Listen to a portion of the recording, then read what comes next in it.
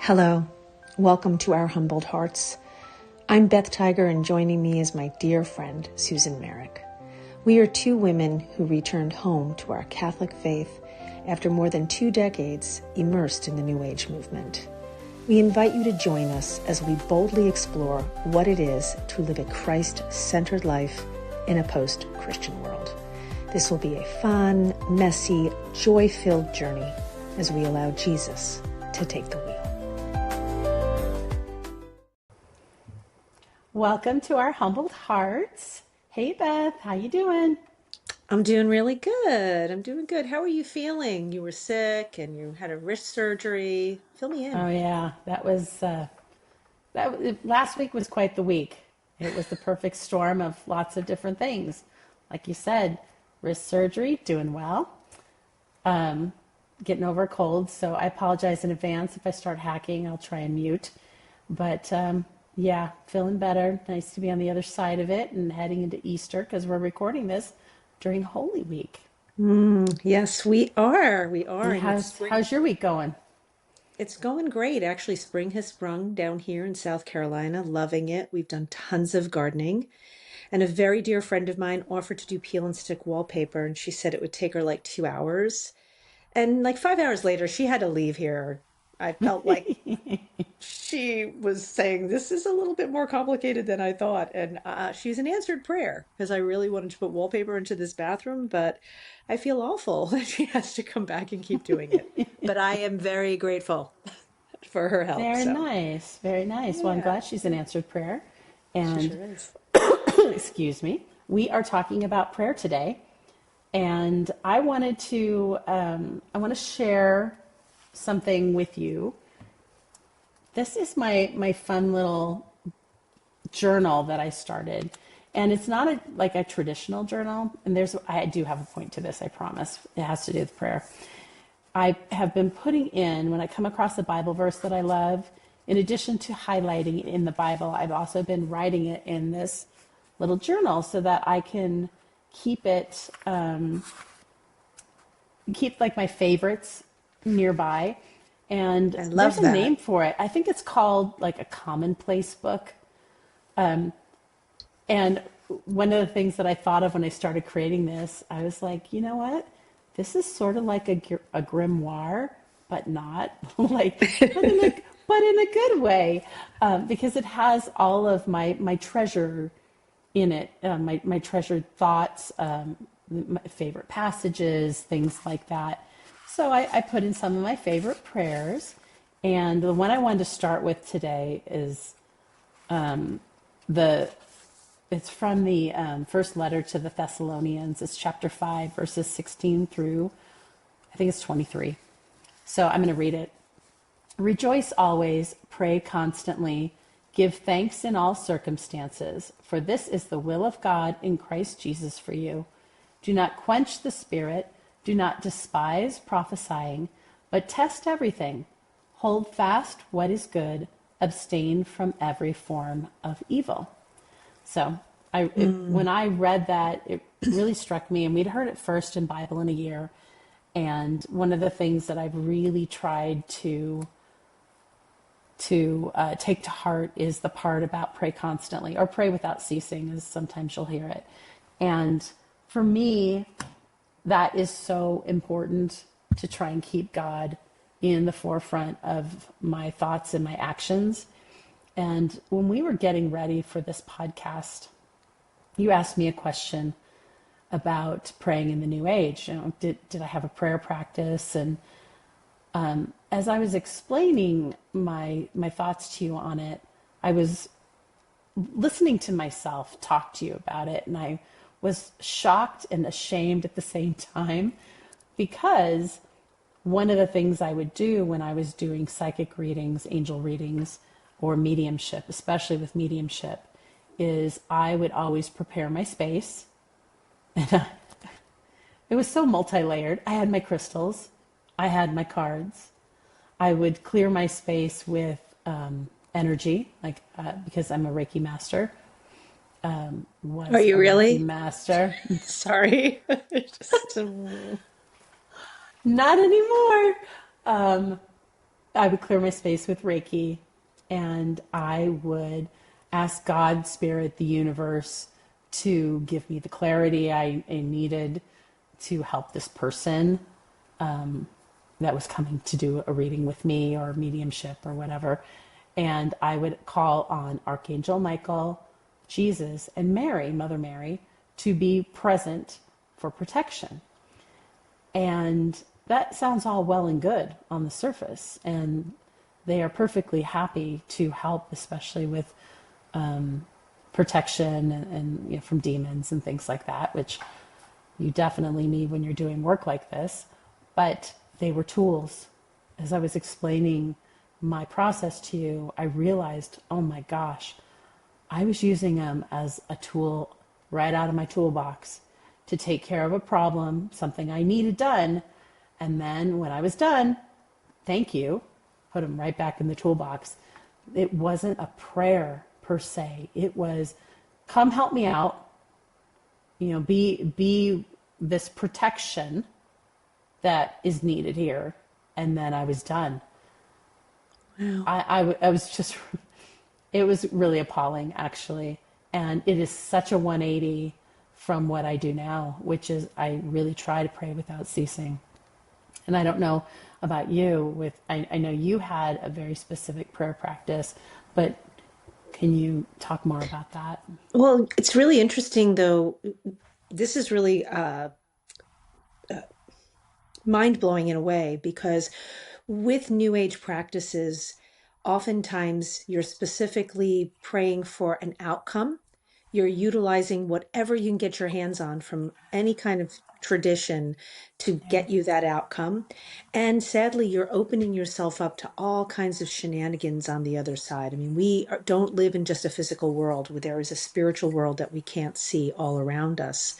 So to be using, think of it, Mary, Jesus as a tool, it sounds horrific, but it's really commonplace because not just me and you, but people open themselves up and they do need the assistance. So it's kind of childish, right? Like in a way, when you think about that, I'm praying, and Absolutely. if I'm not saying it perfectly, and if I'm not doing this perfectly, I'm not going to get the outcome I want. I remember a lot of my prayers were that way. I would write affirmations. I would try and specifically say certain things. And if I didn't get what I wanted, I figured I just wasn't doing it properly. Mm. Not that maybe it was an unanswered prayer from God. Okay, so let's talk about unanswered prayers Okay. because because unanswered prayers I think are a really, it's a point of, I'm going to say, contention. If God is good, how come I'm not getting what I want? You know, Well, if I'm praying, and then I don't get what I specifically prayed for, is God actually not answering my prayer? but God isn't just there to answer your prayer. God is in my personal opinion, God is in a Trinitarian relationship with himself, and he yearns to be in a relationship with us, his children. And so when we're praying, it should be a conversation. And I think oftentimes we do all the talking and we do none of the listening. So, you I know, agree with you on that one. I agree uh, with you. I'm guilty of that too, but I think unanswered prayers, when it's like a child when they throw a fit because you're not giving them sugar at 8 o'clock at night. Well, you're the parent, and so you know that it's not good for them. And it might be so satisfying for them in the moment. It might seem really great, but it's not the best thing for them. I have an example of somebody becoming very, very wealthy, and their wealth actually pulled them further away from their family, from their relationship with God, drove them into uh, addiction, infidelity, all kinds of things because there was so much. And I think, had they not, if that prayer, quote unquote, hadn't been answered, let's say they were affirming wealth, perhaps those other things wouldn't have befallen them. So sometimes when we get what we think we want, it isn't what we need. Am I making sense? Yeah, And yeah. I don't really think though that it's God always doing that. I think it's us asserting our will, because I think the will of God is always perfect and it is always for our highest good. But it really is about relationship with God. For me, prayer now is so simple. That is the biggest aha I've had since returning to my faith. I had all of these tools and rituals and felt like I had to do things perfectly and draw the cards and say the right words and have all the things as we discussed. And now I just talk to God. I talk to Jesus. I call on the Holy Spirit. I'm in relationship with with the Blessed Mother. It's simple, but it's rich because it's authentic and it's not ego-centered. It's not of this world. I liken it to, I love to be in contact with you and my husband and my children and people I care about. And every day, I look at that phone and I'm hoping for a text like, hey, how are you? Love you. Sharing a picture, sharing a video.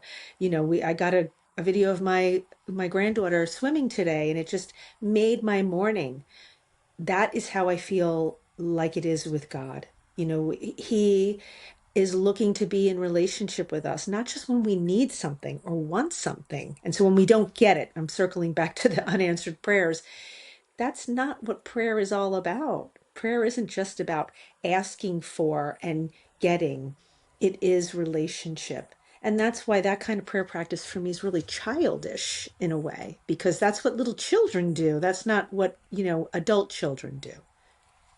People who are in a good relationship Yeah, yeah. with the, you can even say with the parent, right? But I have been thinking about this, and I think all prayers are answered. I don't think there is a prayer that goes unanswered. I think there is a prayer that goes unanswered in the way that we want it answered. We may see it as God didn't answer my prayer because I didn't get exactly what I prayed for. God didn't answer my prayer because I feel like nothing happened, but I believe that we either aren't paying attention or we're stomping our foot and we're saying, I didn't get my way, kind of thing. But, Right. God is a good father. And it's sort of like a few episodes ago when we were talking about the plan of sheer goodness in the catechism. God Mm-hmm. has a plan of sheer goodness for us. And like you said, giving sugar to a toddler at 8 o'clock at night before they're going to bed is probably not a plan of sheer goodness for them. No. They think it's fantastic, but it's Right. maybe not the best choice. So I think that all prayers are answered, I just like maybe that not perspective. in the way that we are hoping for. I I think prayer to pray unceasingly, to pray constantly, is a challenge. But when you were talking about it is so simple because when you're in a relationship with somebody that you love and they're like a parental figure like God, and then you've got Jesus and you've got Mary, this beautiful mother of us all here, that can be such a simple relationship if we are praying constantly. It's like having a conversation all day long. You want to stay in communication. I know you have text threads with your kiddos, and I have text threads with mine where it's fun to just drop a meme in there. And it's not about the meme, it's not about the funny, message or anything like that. It's about the fact that you are in constant communication. It's about the fact that you're thinking of each other all day long. And part of that is, oh, I know mom would really think this was funny, so they put it in the chat. They're thinking about me. I'm thinking about them. And Right. that's in the forefront of my mind. And that's how I like to think of the praying without ceasing is God being in the forefront of everything that I think of and that I do throughout my day, throughout my life. I really try and focus on that. And I blow it all the time, all the time. And that's why we have confession. But That's right. but the other part of the prayer of, or the practice of praying without ceasing is making everything about a prayer. Like everything is for God. And I've tried to take that to heart in how I behave during the day, whether it's, I wake up in the morning and our little dog is whining, she wants to come out and she's hungry or whatever. And I stop and I thank God for this little dog that's whining and crying. I love her so. And I start my day, I try to start my day with that prayer practice. But then the act of feeding myself, feeding my husband, feeding my dogs, cleaning up the house to make it neat and tidy. I try to remember that all of those things are gifts that we're giving to God, that we're giving to ourselves to honor what He gave us, to honor the blessings that we have. And that's part of for me at least, the praying without ceasing is offering everything up to God. Well, doesn't it for you and for me, it helps me to recalibrate and to want to do better. When I've got God in the forefront, I'm more apt to realize when I blow it. And I Yeah. feel like I move out of that space a little bit quicker because it's, what would Jesus do? And I go, he wouldn't be doing what you're doing right now, Beth. That's for sure. But also just to notice, to look around and notice how amazing the world is that we live in. I mentioned that spring has sprung here. I walk out and I see flowers, the promise of resurrection, the promise of rebirth.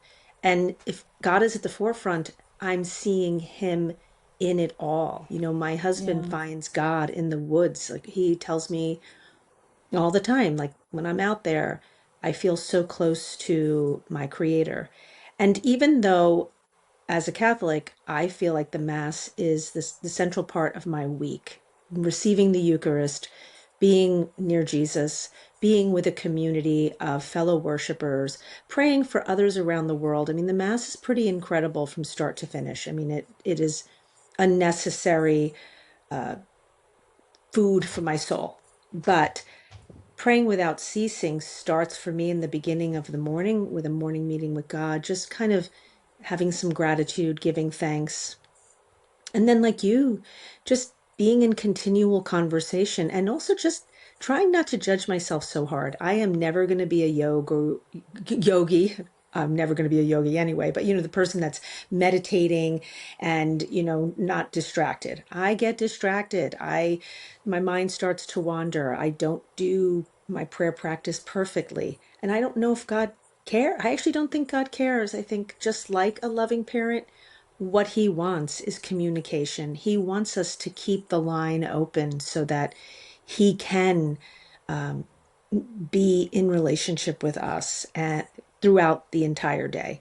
Even, I mean, I feel like you mentioned an examen, which I do, but I love your description of even an evening examen to kind of review your day. You do that a Yeah. lot, right? Yeah, I do. The examine is a really good way to end the day, at least for me, because it gives me a chance to review what am I grateful for? Where did I see God in my day? How was God at work in my day? Because a lot of times you get busy doing things, and as much as you try to pray without ceasing, as much as you try to keep God in the forefront, I mean, we're human beings and we have life going on around us and stuff happens, right? It gives me a chance to reflect back, like, oh, this person said this to me, and it really hit home that I need to, do X, Y, Z. Or it could have been like a message from God sort of thing. Or, that beautiful sunset that I saw in the evening. That is such a gift from God. And, I heard from my kids and again, I'm just so grateful for my kids and I pray for them. It gives me a chance to reflect through each part of my day and give thanks, think about where I blew it, which tends to be quite a bit of my day. And where did I see God and how can I do better tomorrow? And How do I Mm. want, that takes me into my nighttime, into my sleep. And that's kind of a nice way to go to bed, I think. I think so too. I mean, I've often forget to do that. I'll do gratitude at night, but doing the examine is something that I want to get better at doing because I do think that you're right. It's just a nice way also to recognize where you blew it and come from a place of love. Like, all right, I want to do better tomorrow. Why do I think I made this mistake? And I can try better tomorrow, or I can send somebody an apology if they're owed one, what have you. But Right. I think that I love about our faith too is that it has many rich prayer practices. I mean, there's Mm. Visio Divina, Lectio Divina, and both of Oh, those are yeah. prayer practices that you're looking at art and you're meditating on the beauty of that spiritual picture and what comes to you. Lectio Divina, reading a gospel passage and picking up a word or a phrase that you can carry with you through the day. There are many amazing uh, prayer practices in our tradition that I feel really deepen my conversation and my unity with the Trinity and the Blessed Mother. I mean, my favorite prayer is the Lord's Prayer. What about you? I do love the Lord's Prayer. I mean, it is, as the kids say, it's the OG. It sure is. It is. I mean, I he mean, gave it it's, to it's the us, one he so gave it to us, right? So I do love the Lord's Prayer, and it's so rich. I mean, you could spend hours reflecting on that prayer itself if you take it line by line. I also love the Hail Mary because that coupled with the Our Father makes a rosary, and I do love me a rosary. And then the other one is, I don't have it right in front of me. It's the Magnificat. mm, It's so beautiful about Mary's yes, right? That the Annunciation, her saying yes to God, I am the handmaid of the Lord, let it be done unto me according to your will. That is another one of my favorites. And it's, there's so many beautiful prayers though, the chaplets and things like that. You could spend days upon days just in all of these beautiful prayers. And I have a hard time sitting still sometimes. me So, too. I do get distracted, even with the ones that we know by heart, that we learned way back when we were little ones. I never lost my love of the Hail Mary and the Our Father, even when I was in the New Age. They were always kind of hanging around, and every once in a while,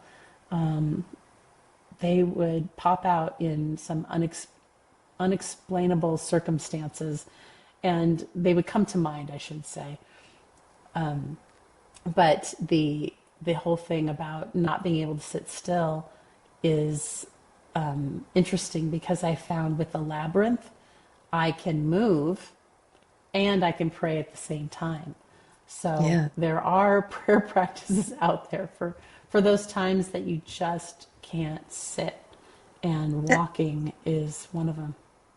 Well, isn't it is it Saint Augustine? All things are solved through walking. By walking, exactly. Yeah. So, I think we judge, that's what I'm saying. I think we get judgy about how we're doing how we're praying. You have to memorize this prayer and that prayer. And I Yeah. don't buy that. I think if you Mm-mm. know the Our Father and the Hail Mary, check. That's why they have all of in church. That's why they have the booklets. They know you don't know. It's okay to not know. It can be a little intimidating, especially if you're returning or you're new to the faith. You can be a little bit intimidated by all the different prayers that there are. But for me, it's just an example of the wealth of beauty, poetry, wisdom inspired writing that our tradition has. Yep. But again, I mean, you break down the Lord's Prayer, it's pretty powerful. I mean, there's a line in the Lord's Prayer that for me, when I am walking and I'm having like a challenge, forgive us our trespasses as we forgive others. Like, so I please know. God, forgive me as much as I'm willing to forgive other people. So Right. even just breaking that prayer down in a conversation with God can be really rich, deeply meaningful for the the person doing the praying. And I think we it's okay to be praying when you're cooking or when you're exercising or like you said when you're walking. It's great to have a quiet spot in your home that helps you to reflect and go deep. But the reality is, I mean, if you have young children, when is that happening? When you're exhausted and a little, it's 10 o'clock at night and you're like one eye is half open and you're doing the best that you can. That's fine too. Or just putting your phone away and saying a prayer when you're with your kids. That's what I'm saying. For me, that's that praying without ceasing every day, and that brings me to the Sunday Mass. Like it's not something I do on the weekend and then it's done. Like I do that and then it continues with this beautiful conversation, and it's so simple. Again, it I'm kind of blown away for myself, having returned, that I don't need all of the tools and the mantras and the materials to connect with source, because even when I connected, it felt so fleeting, and partially because I wasn't putting God at the forefront. He wasn't on the driver's seat. I was Well, still. I mean, I know you said connecting with source. It's so interesting how in the New Age we could say spirit, source, universe, right? That's what I But mean. but then and then coming back and saying no, Jesus, God our Father, Abba. Hmm. That is a personal relationship. That is the difference. And Amen. it doesn't have to be, I need to, to kneel at my bedside every night and I need to say, an Our Father and I need to do the Rosary. And it's not like that. It's a conversation. And if it leads you to doing an Our Father and the Rosary, wonderful. But for me, not that it's a casual relationship, because I don't ever want it to be casual where it's at my convenience, but it is a comfortable relationship. Finally, it's a comfortable relationship with the Heavenly Father, with Abba, and with Jesus, that you can have that conversation throughout the day, driving in the car, working out, even the workout itself, even if you're not thinking, even if you're not sitting there going, Hail Mary, full of, you're not exercising, praying. You are praying because you are doing something that is good for your temple, like for your body that God gifted you. And that's why I try and keep all of that in perspective when I think I'm not doing it right, and sometimes I'm not. Sometimes I'm totally blowing it and I'm like, God is the furthest from my mind. But then it's the coming back, almost like the prodigal son. Like every time you come on back and you try again. And I think it's really important to remember that everything can be, at least for me, everything can be a prayer to God, can be a celebration. It can be an honoring of our Creator. And it can be a gift. I Yeah. mentioned my friend being here earlier today, and quote unquote, she was an answered prayer, but she Mm. was using her talent to do something for somebody that she cares about and loves. That's a physical prayer. And so, even for me to be conscious of that and be thankful to God for her and for her talents, it kind of comes full circle. So, even when we're of service to others, if we go at it where we're putting God first, then the act itself becomes the prayer, you know? Exactly. Yeah, exactly. You put it so nicely. I don't know. I thought you did so too. I, Anyway, I love people, this conversation today. This has me been too. great. Me too. Pray without ceasing and don't be afraid to blow it. God just wants you to pick up the phone and call him every Exactly. day. Exactly. Exactly. Well, Yeah. we are just so glad that you all joined us today for this episode on prayer, and that you continue to walk this journey of faith with us. And until next time. God bless. Thank you for joining us. If you have questions, wish to share a faith story, or just want to ask for a specific prayer request, please DM us on Instagram or Facebook. May God go before you, Christ walk beside you. May the Holy Spirit fill you, and your angels protect you. Until next time, God bless.